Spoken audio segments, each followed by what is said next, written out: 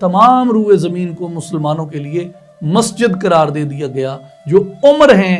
یہ فاروق ہیں، انہوں نے آج حق اور باطل کے درمیان فرق کر دیا. حضرت علی فرماتے ہیں کہ قبر انور سے آواز آئی کہ اے بندے جا، اللہ نے تیری بخشش کر دی ہے. محمد مصطفیٰ احمد مجتبیٰ صلی اللہ علیہ وسلم، جس کو کل انسانوں کی طرف اللہ تبارک و تعالیٰ نے مبعوث فرمایا. قرآن میں ایک لفظ دوسرے لفظ سے متصادم نہیں. یہ معجزہ ہے قرآن پاک. الحمدللہ رب العالمین، الصلاۃ والسلام علی سید الانبیاء والمرسلین وعلی آلہ وصحبہ اجمعین.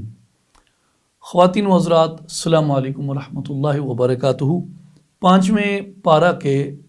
خلاصہ کے ساتھ ہم آپ کی خدمت میں حاضر ہیں، اور قرآن مجید کے 5ویں پارہ میں سورہ النساء بیان ہوئی ہے، اور سورہ النساء کی کچھ آیات جو ہیں وہ 4تھے پارہ میں بھی بیان ہوئیں. آیت نمبر 19 سے 25 تک جو ہیں وہ اس بارے میں بیان ہے کہ کن عورتوں سے نکاح کرنا جائز ہے اور کن سے نکاح جو ہے وہ ناجائز ہے، اس کے بیان میں ہے. آیت نمبر 26 سے آیت نمبر 31 تک سورہ النساء کے اندر اعمال صالحہ، توبہ کی تلقین اور مسلمانوں کا مال ناحق کھانے اور مسلمانوں کو قتل کرنے کی ممانعت کے بیان میں آیا ہے.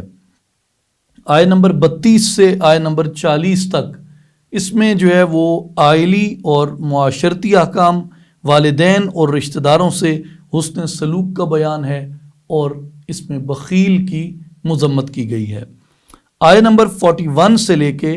آیت نمبر 59 تک ایمان، اعمال صالحہ کی نصیحت کا بیان ہے،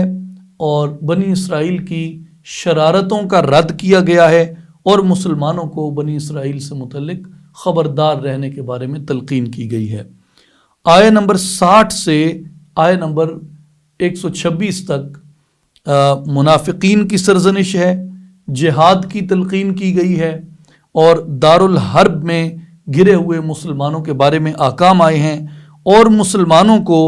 منافقین سے متنبہ کیا گیا ہے اور ان کے بارے میں خبردار رہنے کے بارے میں تاکید کی گئی ہے. آیت نمبر 127 سے لے کے آیت نمبر 147 تک اس میں یتیموں سے متعلق احکامات کی تفصیل آئی ہے، عورتوں سے متعلق احکامات آئے ہیں، گواہی کے متعلق، عقائد کے متعلق، اور ایک بار پھر منافقین کی ریشہ دوانیوں سے مسلمانوں کو نصیحت کی گئی ہے. 5ویں پارے کے آغاز میں جب ہم جاتے ہیں تو اس میں ہم یہ دیکھتے ہیں کہ 4تھے پارے کی جو آخری آیت تھی اور 5ویں پارے کی جو پہلی آیت تھی، یہ دونوں آپس میں ملی ہوئی ہیں. یعنی جو 4تھے پارے کی آخری آیت ہے وہ سورہ النساء کی آیت نمبر 23 ہے، اور جو 5ویں پارے کی پہلی آیت ہے وہ سورہ النساء کی آیت نمبر 24 ہے. اور سورہ النساء کی جو 25ویں آیت ہے اس کا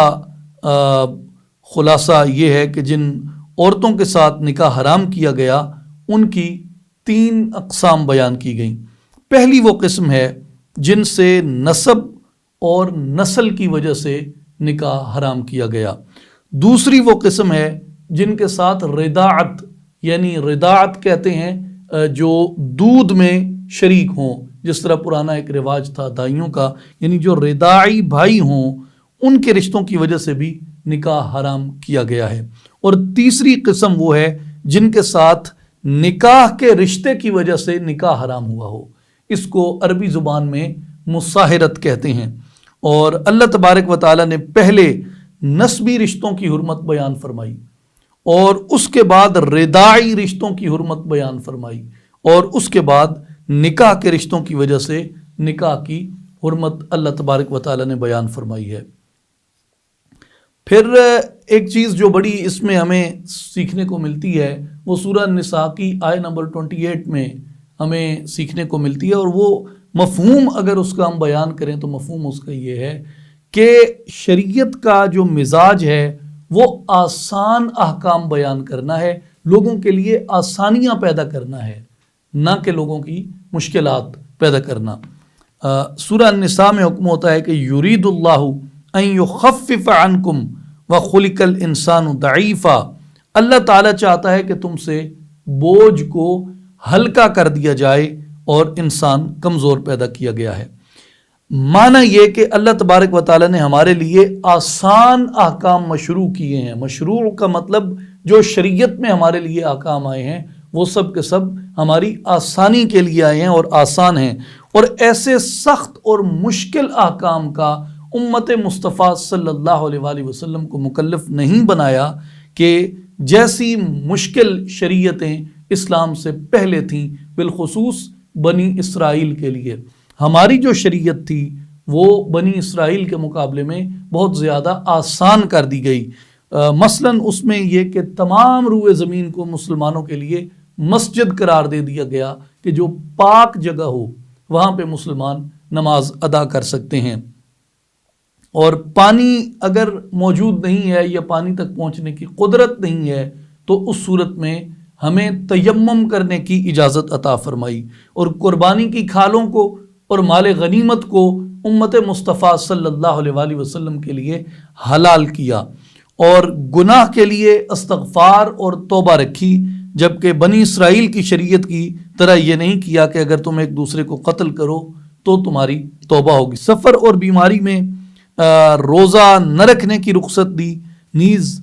یہ بھی کہ سفر میں 4 رکعت والی جو نمازیں تھیں ان کو 2 رکعتوں میں تبدیل فرما دیا، یعنی مسافر کے لیے رعایتیں بڑھ گئیں، بیمار کے لیے، ضعیف کے لیے رعایتیں بڑھ گئی، اور جس کسی کو کوئی عذر لاحق ہے اس کے لیے شریعت کے اندر رعایتیں پیدا کر دی گئیں۔ اس لیے اللہ تعالیٰ نے ارشاد فرمایا کہ یرید اللہ ان یخفف عنکم، اللہ تعالیٰ یہ چاہتا ہے کہ تمہارے بوجھ کو ہلکا کر دیا جائے۔ تو یعنی پچھلی شریعتوں کے جو مشکل احکام تھے شریعت مصطفی صلی اللہ علیہ وآلہ وسلم میں ان کو آسان کر دیا گیا، اور سورہ البقرہ کی آیت نمبر 185 میں اللہ تبارک و تعالیٰ کا ارشاد گرامی ہے کہ یرید اللہ بکم اليسر ولا یرید بکم العسر، اللہ تبارک و تعالیٰ تمہارے لیے آسانی چاہتا ہے، اللہ تعالیٰ تمہارے لیے مشکل نہیں چاہتا۔ اسی طرح سورہ المائدہ میں حکم ہے کہ وما یرید اللہ لیجعل علیکم من حرج، اللہ نہیں چاہتا کہ وہ تمہارے اوپر کسی قسم کی سختی کرے۔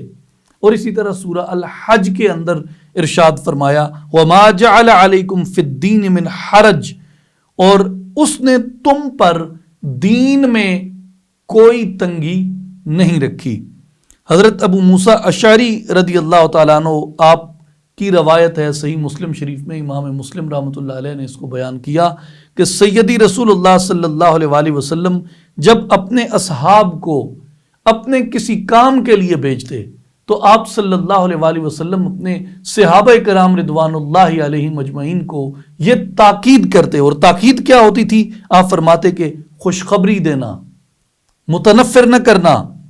آسانی پیدا کرنا اور لوگوں کو مشکل میں نہ ڈالنا۔ یعنی یہ دین خوشخبریاں پھیلاتا ہے، نفرت کو ختم کرتا ہے، آسانی کو پھیلاتا ہے اور مشکل کو ختم کرتا ہے۔ حضرت بریدہ رضی اللہ تعالیٰ عنہ بیان کرتے ہیں کہ رسول اللہ صلی اللہ علیہ وآلہ وسلم نے فرمایا کہ تمہارا بہترین دینی عمل وہ ہے جو سب سے زیادہ آسان ہو، تمہارا بہترین دینی عمل وہ ہے جو سب سے زیادہ آسان ہو، تمہارا بہترین دینی عمل وہ ہے جو سب سے زیادہ آسان ہو۔ 3 مرتبہ سرکار دو عالم صلی اللہ علیہ وآلہ وسلم نے یہ ارشاد مبارک ریپیٹ کیا۔ پھر سورہ النساء کی آیت نمبر 36 میں جب ہم پہنچتے ہیں تو یہاں بہت خوبصورت بیان ہے اسی طرح کا جیسا کہ ایک بیان ہم نے سورہ البقرہ کے اندر تلاوت کیا۔ فرمان یہ ہے کہ وَاعْبُدُوا اللَّهَ وَلَا تُشْرِكُوا بِهِ شَيْئًا وَبِالْوَالِدَيْنِ إِحْسَانًا وَبِذِي الْقُرْبَى وَالْيَتَامَى وَالْمَسَاكِينِ وَالْجَارِ ذِي الْقُرْبَى وَالْجَارِ الْجُنُبِ وَالصَّاحِبِ بِالْجَنبِ وَابْنِ السَّبِيلِ وَمَا مَلَكَتْ أَيْمَانُكُمْ إِنَّ اللَّهَ لَا يُحِبُّ مَنْ كَانَ مُخْتَالًا فَخُورًا، اور اللہ کی عبادت کرو اور اس کے ساتھ کسی کو شریک مت ٹھہراؤ، اور ماں باپ کے ساتھ بھلائی کرو، رشتہ داروں، یتیموں، محتاجوں، نزدیکی ہمسائے، اجنبی پڑوسی اور ہم مجلس کے لیے اور مسافر سے اور جن کے تم مالک ہو چکے ہو ان سے نیکی کیا کرو، بے شک اللہ اس شخص کو پسند نہیں کرتا جو تکبر کرنے والا، فخر کرنے والا ہو۔ اب یہاں پہ پہلی ایک بات میں یہ عرض کر دوں کہ حضرت ابو دردہ رضی اللہ تعالیٰ عنہ کی ایک حدیث مبارک سے، جس کو امام ابن ماجہ رحمۃ اللہ علیہ نے روایت کیا، کہ رسول اللہ صلی اللہ علیہ وآلہ وسلم کی خدمت اقدس میں ایک دیہاتی آیا اور عرض کی، اے اللہ کے نبی مجھے کوئی نصیحت فرمائیے۔ تو اللہ کے نبی صلی اللہ علیہ وآلہ وسلم نے فرمایا کہ اللہ کے ساتھ کسی کو شریک نہ کرو، خواہ تمہیں کاٹ ڈالا جائے یا جلا دیا جائے۔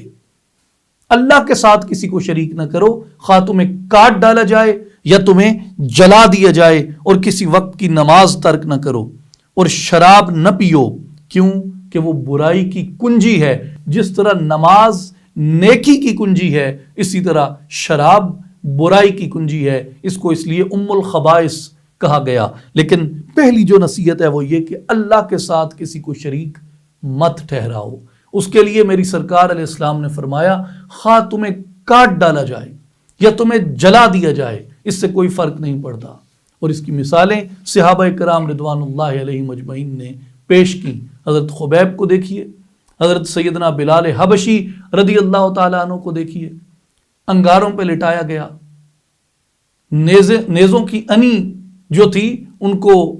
وجود کے اندر گھسیڑا گیا، جسم کو ایک ایک ٹکڑا الگ کر دیا گیا، لیکن لا الہ الا اللہ کی نفی ان لوگوں نے نہیں کی۔ اور والدین کے بارے میں ایک بڑی خوبصورت بات یہ کہ حضرت ابو ہریرہ رضی اللہ تعالیٰ عنہ آپ بیان فرماتے ہیں کہ ایک شخص رسول اللہ صلی اللہ علیہ وآلہ وسلم کی خدمت اقدس میں آیا اور اس نے عرض کی کہ کون لوگ میرے اچھے سلوک کے مستحق ہیں؟ آپ صلی اللہ علیہ وآلہ وسلم نے فرمایا تمہاری ماں۔ پھر عرض کی یا رسول اللہ کون لوگ میرے اچھے سلوک کے مستحق ہیں؟ پھر فرمایا تمہاری ماں۔ اور اس نے پھر عرض کی پھر کون؟ آپ نے پھر فرمایا تمہاری ماں۔ اور اس نے پھر عرض کی یا رسول اللہ کون میرے اچھے سلوک کا مستحق ہے؟ پھر فرمایا تمہارا باپ۔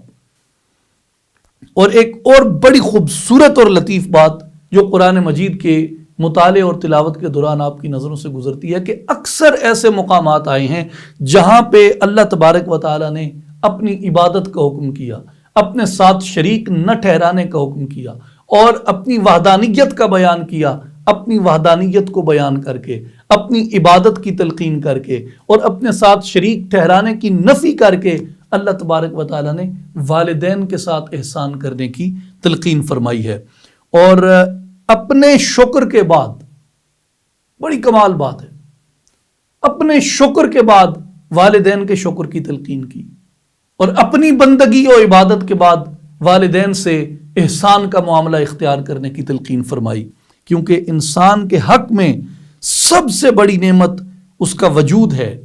اس کی تربیت ہے، اس کی پرورش ہے، جو اللہ تبارک و تعالیٰ نے اپنے نظم قدرت سے اس کو والدین کے ذریعے بخشا ہے۔ اور اس لیے ماں باپ کے ساتھ جو بھی ہم نیکی کرتے ہیں اس میں مختلف طرح کی نیکیاں ہوتی ہیں۔ متعدد احادیث مبارکہ اس پہ آپ صلی اللہ علیہ وآلہ وسلم کی موجود ہیں۔ ان متعدد احادیث کا، 20 احادیث کا ایک مختصر سا خلاصہ ایک جملے میں، اور 4 سے 5 جملے، کہ والدین کے ساتھ ہم کیا نیکیاں کریں، یہ سب احادیث مبارکہ میں بیان ہوئی، جن میں ایک یہ ہے کہ ان کی خدمت کے لیے ہمیں کمر بستہ رہنا چاہیے، اور ہمیں ان کی آواز پر کبھی اپنی آواز کو بلند نہیں کرنا چاہیے، اور ان کے ساتھ سختی سے کبھی بات نہ کرنی چاہیے، اور ان کے مطالبات کو، جو نیک اور جائز مطالبات ہوں، ان کو پوری طرح پورا کرنے کی کوشش کرنی چاہیے، اور اپنی حیثیت اور وسعت کے مطابق ان پر اپنا مال خرچ کرنا چاہیے، اور ان کے ساتھ عاجزی،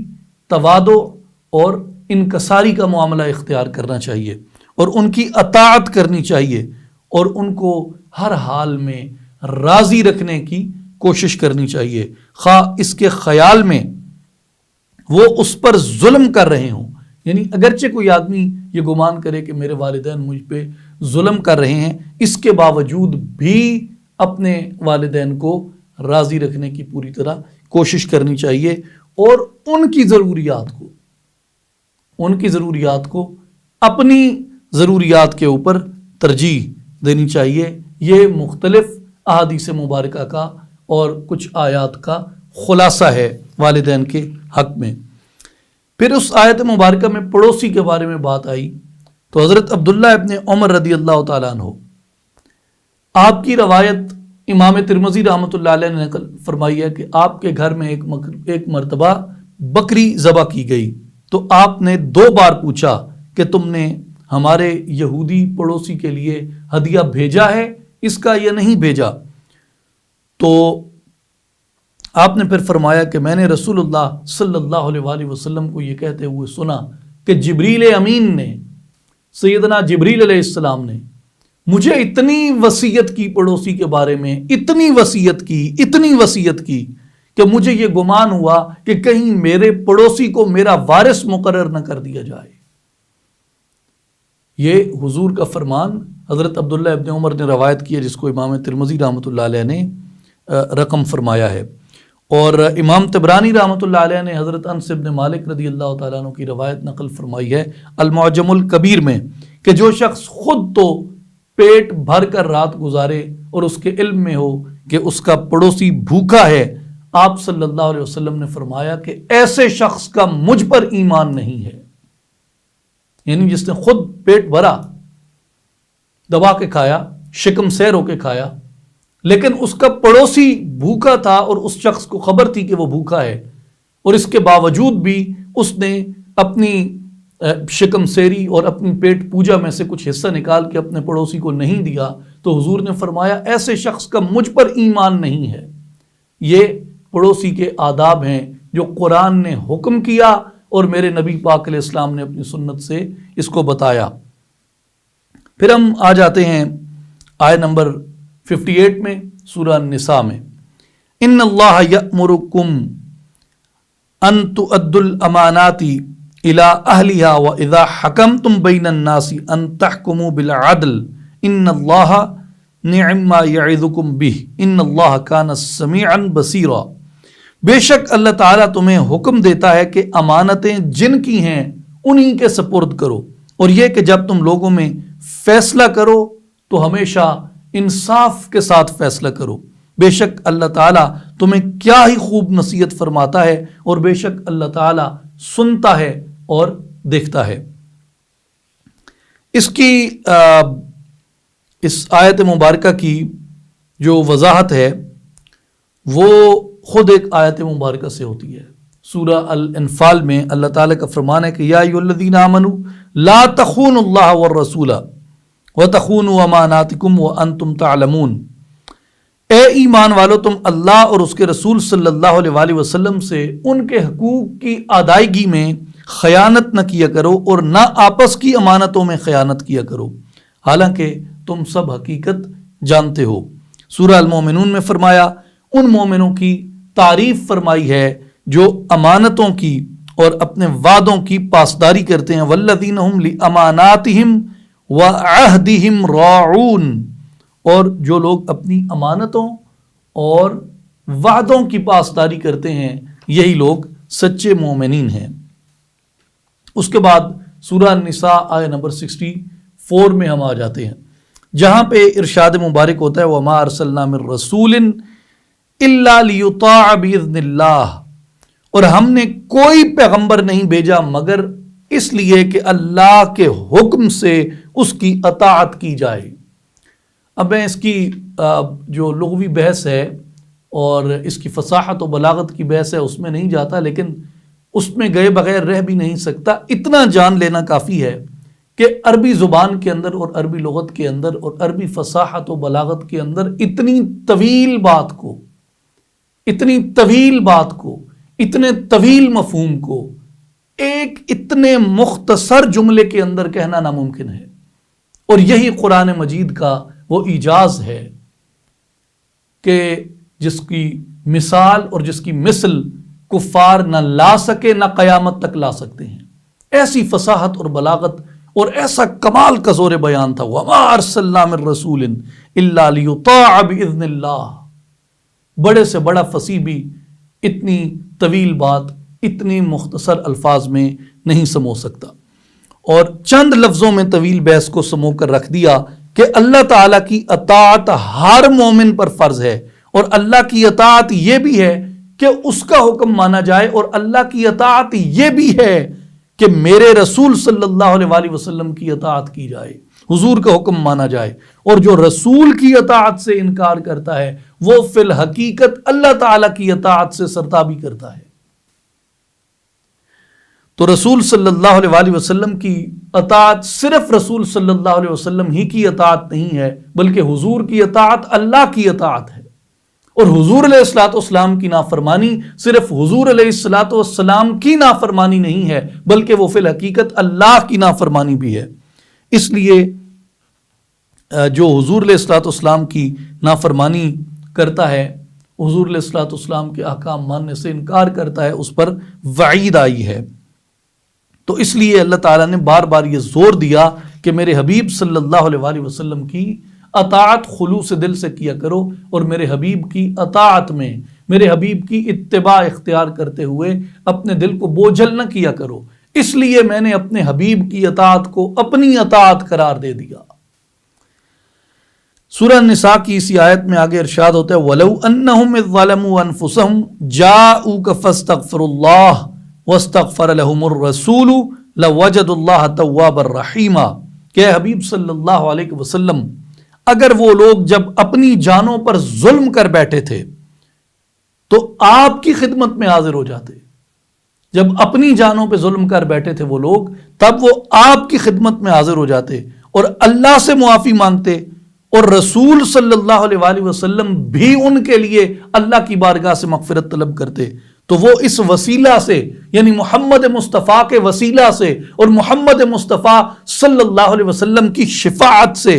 اس بنا پر وہ ضرور اللہ تبارک و تعالیٰ کو توبہ قبول فرمانے والا اور نہایت مہربان پاتے۔ کس شرط پر؟ کہ اے حبیب وہ اپنی جانوں پہ ظلم کرنے کے بعد آپ کی بارگاہ میں آ جاتے، آپ کی شفاعت کو وسیلہ بناتے، آپ کو وسیلہ بناتے اللہ کے دربار کے اندر۔ وَلَوْ أَنَّهُمْ إِذْ ظَلَمُوا أَنفُسَهُمْ جَاءُوكَ فَاسْتَغْفِرُوا اللَّهَ وَاسْتَغْفَرَ لَهُمُ الرَّسُولُ لَوَجَدُوا اللَّهَ تَوَّابًا رَحِيمًا۔ اور امیر المؤمنین سیدنا علی المرتضیٰ شیر خدا رضی اللہ تعالی عنہ آپ سے روایت آپ فرماتے ہیں کہ ہمارے پاس ایک اعرابی آیا، ایک دیہاتی آیا، اور اس نے پوچھا کہ رسول اللہ صلی اللہ علیہ وآلہ وسلم کہاں ہیں؟ تو آپ صلی اللہ علیہ وآلہ وسلم کے وصال مبارک کو 3 دن بیت چکے تھے، تو ہم نے بتایا کہ حضور کا وصال مبارک ہو گیا ہے۔ تو وہ شخص حضور علیہ الصلوۃ والسلام کی قبر انور پر گیا، اور قبر انور کی مٹی اس نے اٹھائی اور وہ مٹی اس نے اپنے سر پہ رکھی، اور اس کے بعد وہ کہنے لگا یا رسول اللہ صلی اللہ علیہ وسلم، اللہ نے آپ پر جو کلام نازل کیا اس میں اللہ نے فرمایا وَلَوْ أَنَّهُمْ إِذْ ظَلَمُوا أَنفُسَهُمْ جَاءُوكَ کہ جب تم اپنی جانوں پہ یہ لوگ ظلم کر بیٹھے تھے تو انہیں چاہیے تھا کہ یہ میرے حبیب کی بارگاہ میں آ جاتے۔ وہ دیہاتی عرض کرتا ہے حضور کی قبر انور کی مٹی سر پہ رکھ کے، یا رسول اللہ صلی اللہ علیہ وسلم، اپنے نفس پہ ظلم کر بیٹھا ہوں، اپنی جان پہ ظلم کر بیٹھا ہوں، اب اللہ کا یہ فرمان مد نظر ہے، آپ کے بارگاہ اقدس میں آ گیا ہوں، یا رسول اللہ، اللہ کے دربار میں بھی توبہ کرتا ہوں، آپ بھی میرے لیے مغفرت کی دعا فرمائیں، آپ بھی میرے لیے شفاعت فرمائیں۔ اللہ نے آپ کو اس دن شفاعت عطا فرمایا ہے۔ تو حضرت علی رضی اللہ تعالیٰ عنہ فرماتے ہیں فَنُودِيَ مِنَ الْقَبْرِ أَنَّهُ قَدْ غُفِرَ لَكَ، حضرت علی فرماتے ہیں کہ قبر انور سے آواز آئی کہ اے بندے جا، اللہ نے تیری بخشش کر دی ہے۔ تو آج بھی اگر کوئی آدمی اپنی جان پہ ظلم کر بیٹھے تو حضور علیہ الصلوۃ والسلام کو اللہ تعالیٰ نے ایک حیات برزخی عطا فرمائی ہے، جیسی شہداء کو عطا فرمائی، اس سے بھی اعلیٰ۔ جو شہداء ہیں وہ حضور پہ ایمان لانے کی وجہ سے شہید ہوتے ہیں، اور جو شہید ہے اس کے بارے میں قرآن کہتا ہے کہ اس کو مردہ نہ کہو، بلکہ ہم نے اس کو زندگی عطا کی ہے۔ یہ الگ بات ہے کہ تمہیں اپنی ناسمجھی کی وجہ سے اس کی زندگی کا شعور نہ ہو، اسی طرح اس پہ پوری ایک بحث ہے اور پورا یہ ایک الگ مقدمہ ہے، اور اس پہ علماء کرام بات کرتے بھی ہیں، اور بڑا تفصیلی مواد اس کے اوپر موجود ہے کہ حضور علیہ الصلوۃ والسلام کی بارگاہ اقدس میں یعنی عالم برزخ کے اندر امتی کی پکار پہنچائی جاتی ہے، امتی کی پکار پہنچتی ہے۔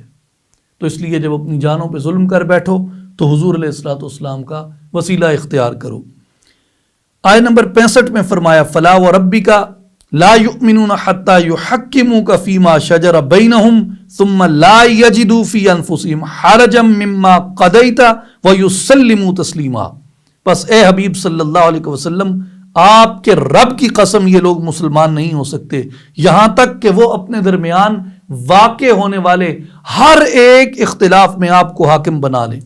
پھر اس فیصلہ سے جو آپ حکم صادر فرمائیں اپنے دلوں میں تنگی نہ پائیں گے لوگ، اور آپ کے حکم کو بخوشی پوری فرما برداری کے ساتھ یہ لوگ قبول کر لیں۔ اب اس کی وضاحت میں آپ نے یہ معروف روایت سنی ہوگی سیدنا فاروق اعظم امیر المؤمنین عمر ابن خطاب رضی اللہ تعالیٰ عنہ کی، کہ ایک یہودی کا ایک منافق سے جھگڑا ہو گیا، تو جو یہودی تھا اس نے کہا کہ تمہارے اور میرے درمیان ابو القاسم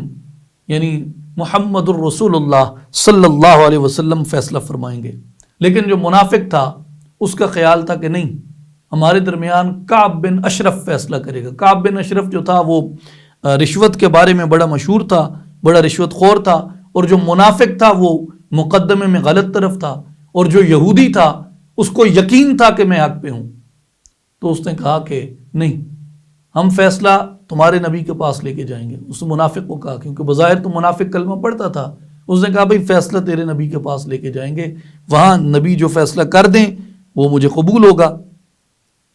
تو لیکن جو منافق تھا وہ چونکہ غلط تھا، اس لیے وہ کعب بن اشرف کے پاس جانا چاہتا تھا، لیکن یہودی کے اصرار پر وہ مان گیا۔ حضور علیہ الصلوۃ والسلام کی بارگاہ اقدس میں بات گئی، حضور نے مقدمہ سنا، اس دنیا میں اس کرۂ ارض پہ زمین پہ آنے والے قاضیوں میں سب سے بڑے قاضی نے فیصلہ کیا، محمد مصطفیٰ احمد مجتبیٰ صلی اللہ علیہ وآلہ وسلم نے فیصلہ کیا، اور آپ نے فیصلہ یہودی کے حق میں کیا۔ اور جو منافق تھا اس کو بڑی تکلیف ہوئی، اور اس نے کہا کہ نہیں، ہمارے درمیان فیصلہ، ہم فیصلہ لے کے عمر کے پاس جاتے ہیں۔ وہ حضرت عمر رضی اللہ تعالیٰ عنہ کے پاس آ گئے، دونوں نے اپنا جو مقدمہ تھا وہ حضرت عمر رضی اللہ عنہ کو بتایا، اور پھر یہ بھی کہا کہ حضور علیہ الصلوۃ والسلام نے یہ فیصلہ کیا ہے، اور اس منافق نے کہا کہ مجھے یہ فیصلہ جو ہے وہ قبول نہیں تھا، اس لیے ہم آپ کے پاس آ گئے ہیں کہ آپ فیصلہ کریں۔ سیدنا فاروق اعظم رضی اللہ تعالیٰ عنہ نے اس منافق کا سر قلم کر دیا، اور آپ نے فرمایا کہ تیرا فیصلہ یہ ہے۔ اس وقت جبریل امین نازل ہوئے، اور انہوں نے آ کے حضور علیہ الصلوۃ والسلام کی بارگاہ میں عرض کی کہ یا رسول اللہ صلی اللہ علیہ وسلم، جو عمر ہیں یہ فاروق ہیں، انہوں نے آج حق اور باطل کے درمیان فرق کر دیا۔ اور حضور علیہ الصلوۃ والسلام آپ نے حضرت عمر سے فرمایا کہ اے عمر، آج سے تم فاروق ہو، اور یہاں سے حضرت فاروق اعظم رضی اللہ تعالیٰ عنہ کو فاروق کا لقب عطا ہوا۔ کس بنیاد پہ؟ کہ حضور علیہ الصلوۃ والسلام کا جو فیصلہ ہے، اور جو حضور علیہ الصلوۃ والسلام جو فیصلہ ثبت فرما دیں اس پہ کوئی انگلی نہیں اٹھائی جا سکتی، اس لیے کہ حضور اپنی رضا اور اپنی خواہش نفس سے نہیں، اللہ کی وحی سے فیصلہ فرماتے ہیں، اور حضور کا ہر فیصلہ اور حضور کا ہر قول مبارک جو ہے وہ وحی الہی کی تائید سے ہوتا ہے۔ وہ دہن جس کی ہر بات وحی خدا، چشمہ علم و حکمت پہ لاکھوں سلام، اس دہن اقدس سے سوائے وحی الہی کے کچھ برآمد ہوتا ہی نہ تھا۔ پھر سورہ النساء آیت نمبر 69 میں اللہ تبارک و تعالی نے حضور علیہ الصلوۃ والسلام کی اطاعت کا ثمر بیان فرمایا، وَمَن يُطِعِ اللَّهَ وَالرَّسُولَ فَأُولَٰئِكَ مَعَ الَّذِينَ أَنْعَمَ اللَّهُ عَلَيْهِمْ مِنَ النَّبِيِّينَ وَالصِّدِّيقِينَ وَالشُّهَدَاءِ وَالصَّالِحِينَ وَحَسُنَ أُولَٰئِكَ رَفِيقًا۔ کیا کمال ثمرہ اللہ نے عطا کیا، مومنین کو کتنی بڑی بشارت عطا فرمائی کہ اگر میرے نبی کی اطاعت کرو گے اور جو کوئی اللہ اور رسول کی اطاعت کرے تو یہی لوگ قیامت کے دن ان ہستیوں کے ساتھ ہوں گے جن پر اللہ نے خاص انعام فرمایا ہے۔ وہ کون ہستیاں؟ من النبیین، انبیاء کے ساتھ ہوں گے، صدیقین کے ساتھ ہوں گے، شہداء کے ساتھ ہوں گے اور صالحین کے ساتھ ہوں گے۔ اور یہ کیا ہی اچھے ساتھی ہیں۔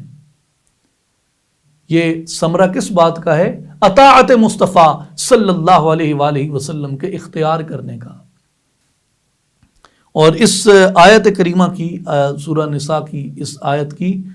جو شان نزول میں متعدد روایات آئی ہیں، ان میں ایک یہ ہے کہ رسول اللہ صلی اللہ علیہ وآلہ وسلم کے آزاد کردہ غلام تھے حضرت ثوبان رضی اللہ تعالیٰ عنہ۔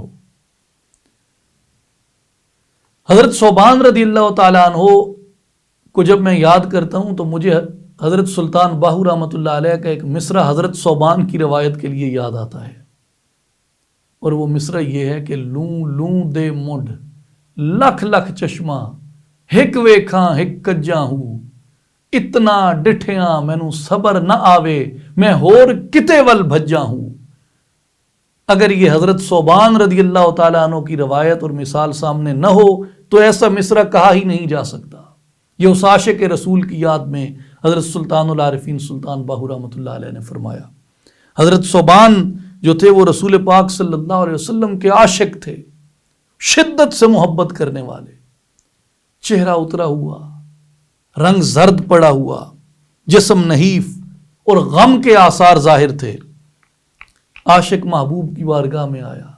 حضور نے دیکھا اور فرمایا کہ ثوبان کیوں پریشان ہے؟ کیا پریشانی لاحق ہے؟ کیا تکلیف ہے؟ عرض کی یا رسول اللہ صلی اللہ علیہ وسلم، آپ کو نہ دیکھ پاؤں تو مجھے دیدار کا بہت شوق بڑھ جاتا ہے، اور مجھ پر آپ کی ملاقات کا شرف نصیب نہ ہونے کی وجہ سے وحشت طاری ہو جاتی ہے کہ یہ کیسی گھڑیاں ہیں، میں اپنے حبیب کا چہرہ نہیں دیکھ پا رہا۔ پھر مجھے آخرت کی یاد آتی ہے، اور مجھے آخرت کی جب یاد آتی ہے تو یا رسول اللہ مجھ پہ ایک اور ہجر لاحق ہو جاتا ہے کہ آپ تو انبیاء کے ساتھ ہوں گے، آپ تو انبیاء کے امام ہیں، آپ تو سید المرسلین ہیں، آپ کے رتبے تو جنت میں اعلیٰ و اعلیٰ ہوں گے، اور اگر میں جنت میں داخل ہو بھی گیا تو یا رسول اللہ میں تو غلاموں کے درجے میں ہوں گا، آپ انبیاء کے درجے میں ہوں گے، میں وہاں آپ کے دیدار سے محروم رہ جاؤں گا۔ اللہ اکبر۔ میں یہاں سوچتا ہوں مجھے کتنی ملیں گی، 72 سے 2 کم نہ ہو جائیں، 10 کم نہ ہو جائیں، 50 کم نہ ہو جائیں، کوئی نہر مل جائے، کوئی شہد مل جائے، کوئی دودھ مل جائے، کوئی میوہ مل جائے، ہم یہ سوچتے ہیں۔ اور جنہوں نے روح مصطفیٰ کی زیارت کی ہے، چہرہ مصطفیٰ کا جمال دیکھا ہے، حضور علیہ الصلوۃ والسلام کو یوں اپنے سامنے بیٹھا دیکھا، وہ کس چیز کی طلب کرتے، وہ کس چیز کے بارے میں سوچتے، اور وہ کیا سوال کرتے تھے؟ وہ یہ نہیں کہتے تھے کہ میرا درجہ یہاں ہوگا جو 500 میل تک گھوڑا دوڑتا رہا تو وہاں تک میرے نام کے باغ ہی باغ لگے ہوں۔ ان کو یہ فکر لاحق ہے کہ ثوبان تو غلاموں کے درجے میں ہوگا، نبی پاک انبیاء کے امام ہیں، یہ تو نبیوں کے درجے میں ہوں گے، وہاں جنت میں تو پہنچ بھی گیا تو نبی پاک کو تو نہیں دیکھ سکے گا۔ تو جب ثوبان رضی اللہ تعالیٰ عنہ نے یہ قول کیا، روئے عاشق زارو قطار حبیب کے سامنے، تو اللہ نے جبریل امین کو وحی دے کے بھیجا کہ جبریل امین جاؤ میرے حبیب کے عاشق ثوبان کو اور اس کے ہم جماعت عشاق کو اور میرے نبی کے محبین کو یہ بشارت دے دو، وَمَن يُطِعِ اللَّهَ وَالرَّسُولَ، جس نے اللہ اور رسول صلی اللہ علیہ وسلم کی اطاعت کی، فَأُولَئِكَ مَعَ الَّذِينَ أَنْعَمَ اللَّهُ عَلَيْهِمْ، تو یہ قیامت کے دن ان لوگوں کے ساتھ ہوں گے جن پہ اللہ نے اپنا خاص انعام فرمایا، من النبیین والصدیقین والشہداء والصالحین، یعنی نبیین کے ساتھ، انبیاء کے ساتھ، صدیقین کے ساتھ، شہداء کے ساتھ، صالحین کے ساتھ ہوں گے، وَحَسُنَ أُولَئِكَ رَفِيقًا، اور یہ کیا ہی اچھے لوگ ہیں، کیا ہی اچھا ساتھ ہے۔ تو یہ حضرت ثوبان رضی اللہ تعالیٰ عنہ کی جو تڑپ ہے، عشاق کی یہی تڑپ ہوتی ہے، انہیں سوائے حبیب کے دیدار کے کسی بات سے غرض نہیں ہے، کسی بات کو نہیں چاہتے، صرف اپنے حبیب کا چہرہ مانگتے ہیں، اپنے حبیب کا دیدار مانگتے ہیں۔ اور جس نے ایک مرتبہ روح حبیب کی زیارت کی حالت ایمان میں، اس کو وہ مرتبہ عطا کر دیا کہ حضرت شیخ عبد القادر جیلانی رحمۃ اللہ علیہ فرماتے ہیں کہ میرے درجے کے لاکھوں اولیاء اقطاب غوث جمع ہو جائیں، ایک صحابی کی، ایک حضور کے ادنا سے ادنا صحابی کی قدموں کی گرد کو نہیں پہنچ سکتے، اس لیے کہ اس نے ظاہری زندگی میں حالت ایمان میں رسول اللہ کی زیارت کی تھی۔ وہ درجہ ان صحابہ کو اللہ نے عطا فرمایا۔ اور پھر ایک مقام پہ سورہ النساء میں ارشاد ہوتا ہے وَأَرْسَلْنَاكَ لِلنَّاسِ رَسُولًا وَكَفَىٰ بِاللَّهِ شَهِيدًا، اور اے حبیب صلی اللہ علیہ وسلم ہم نے آپ کو تمام انسانوں کے لیے رسول بنا کر بھیجا، اور آپ کی رسالت پر اللہ کی گواہی کافی ہے۔ یاد رکھیں کہ کسی نبی کے بارے میں اللہ تبارک و تعالیٰ نے یہ ارشاد نہیں فرمایا کہ اس کو جمی لوگوں کی طرف نبی بنا کے بھیجا ہے۔ جب ایک ایسا نبی آ گیا جو ہر ایک کی طرف تھا، کوئی کسی قبیلے کی طرف تھا، کوئی کسی ملک کی طرف تھا، کوئی کسی ایک قوم کی طرف تھا، کوئی کسی ایک خاص نسب کی طرف تھا، ایک واحد نبی ہے محمد مصطفیٰ احمد مجتبیٰ صلی اللہ علیہ وسلم، جس کو کل انسانوں کی طرف اللہ تبارک و تعالیٰ نے مبعوث فرمایا ہے۔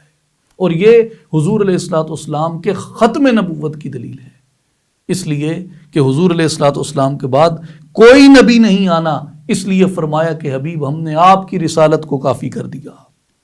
کوئی رنگ ہو، کوئی نسل ہو، کوئی وطن ہو، کوئی زبان ہو، کوئی علاقہ ہو، کوئی خیش ہو، کوئی قبیلہ ہو، کوئی نسب ہو، کوئی نسل ہو، کچھ بھی ہو، آپ کو ہم نے ہر ایک کے لیے نبی بنا دیا ہے۔ جب یہ بات واضح ہو گئی کہ حضور علیہ الصلوۃ والسلام سب کے رسول ہیں، اور رسول کی تشریف آوری کی غایت جو ہے وہ بھی ابھی بتائی جا چکی ہے کہ اللہ لیطاع باذن اللہ، کہ اللہ کے حکم سے اس کی اطاعت کی جاتی ہے، اس لیے حضور علیہ الصلوۃ والسلام کی اطاعت جو ہے وہ ہر ایک پہ واجب ہے، اور حضور علیہ الصلوۃ والسلام کے بعد کوئی نبی اور کوئی رسول نہیں۔ فمن یطع الرسول فقد اطاع اللہ،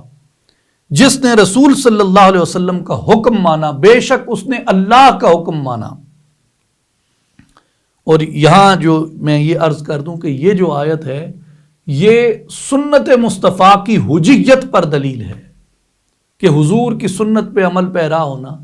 اللہ تبارک و تعالیٰ کے نزدیک پسندیدہ عمل ہے، کیونکہ یہ حضور کی اطاعت ہے، اور حضور کی اطاعت اللہ کی اطاعت ہے۔ وَمَن يُطِعِ الرَّسُولَ